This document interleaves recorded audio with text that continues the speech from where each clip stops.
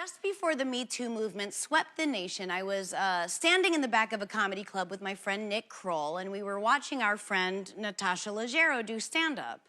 And just to prove I'm not being name-droppy, my friend Bonnie T. Parsley was also there, who you've definitely not heard of because she's not famous. She's a dentist, a shitty one. Don't go to her. I mean, she's addicted to cocaine. Plus, I made her up, so... Anyway, so Natasha was on stage, and she asked the women in the audience to raise their hand if an uninvited stranger had ever jerked off at them. And every woman in the room, including me, raised their hand. It didn't surprise me at all, but Nick was stunned. He could not believe this was something we had all experienced. And it was Nick's reaction, that earnest shock, and so many men's reaction when Me Too took hold, that made me realize that the reason men were stunned to learn about the female experience was because they've never needed to know the female experience. Women know everything about being male because we've always had to see the world through a male lens in order to survive, to get jobs, to succeed, to exist. And it was that realization that brought me to this. As a white person, I have only had to see the world through the lens of the white experience. People of color, in addition to their own perspective, have had to see the world through the lens of white people their whole lives in order to survive, to get jobs, to succeed, to exist. I've never had to see the world through the black experience, though as a liberal, I was sure that I had. There was an episode of my old show, the Sarah Silverman program, that... Oh, my God. Thank you for looking at the applause sign. Anyway, I had a moment on my old show where I could not see past the scope of my liberal white lens. And look, comedy isn't evergreen. It gets old or trite or irrelevant as fast as the changing times. Obviously, except for Garfield. I mean, come on. The way that cat at once loves lasagna and hates Mondays. It's genius. It's timeless. And look, there's stuff I did on the Sarah Silverman program that I love. I loved playing this arrogant, ignorant asshole. But then there's stuff that I did on there that, you know, I cringe at. And one thing in particular is, to call it problematic would be too kind.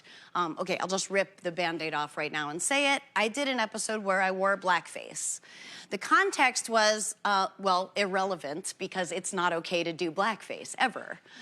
But/and, there is irony, because in this episode, I played an ignorant woman in a liberal bubble who thought she was illuminating racism by wearing blackface. What I didn't realize then is that in reality, I was an ignorant woman in a liberal bubble who thought I was illuminating racism by wearing blackface. I mean, good grief, that is some real liberal bubble shit. We know it's wrong, so we can do it. I've been disgusted by it for a long time now, and I am so sorry to anyone who saw it and was cut by it. I feel immense remorse, and this is not some disingenuous bullshit. This is not damage control. I was not caught. I mean, this was on television. It had to go through many filters, which in itself is proof that, you know, we need to diversify our filters. And that's not to say that people of color should be in positions of power just to correct white people's worst instincts, you know? I mean, it has to be my job to realize when I've contributed to a history of the degradation of an entire race of people. Am I the right person for that job? I don't know. I mean, I did list it under other skills on my resume. I am sorry that I did this. I hate that I did it. I fucking wish more than anything that I could delete it out of existence, but I can't. I can only be changed by it and then make it right the best I can in any way that I can forever, for the rest of my life, going forward. And with that in mind, to help me break down why blackface is super shitty and never okay, here is my friend Don Cheadle. Oh, Don.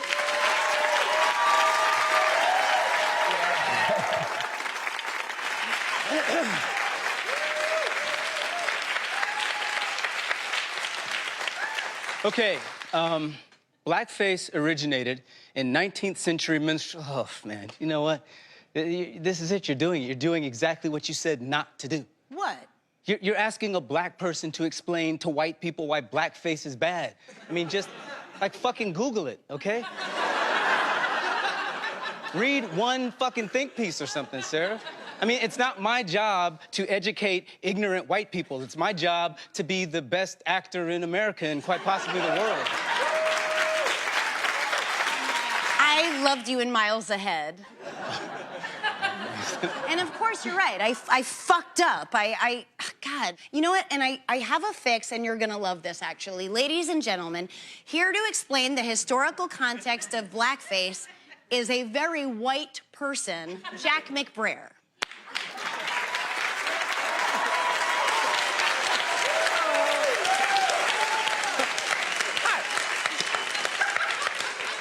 Blackface originated in 19th century minstrel shows, creating a belittling and demeaning caricature of black people. Whoa, stop. Thank you so much.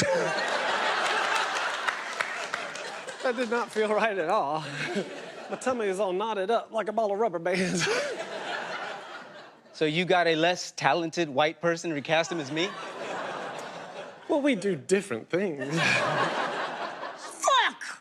You're right, Don. Jesus, twat, bitch, fuck. Okay, cunt. no. Relax, okay? Maybe we just make a commitment to do better.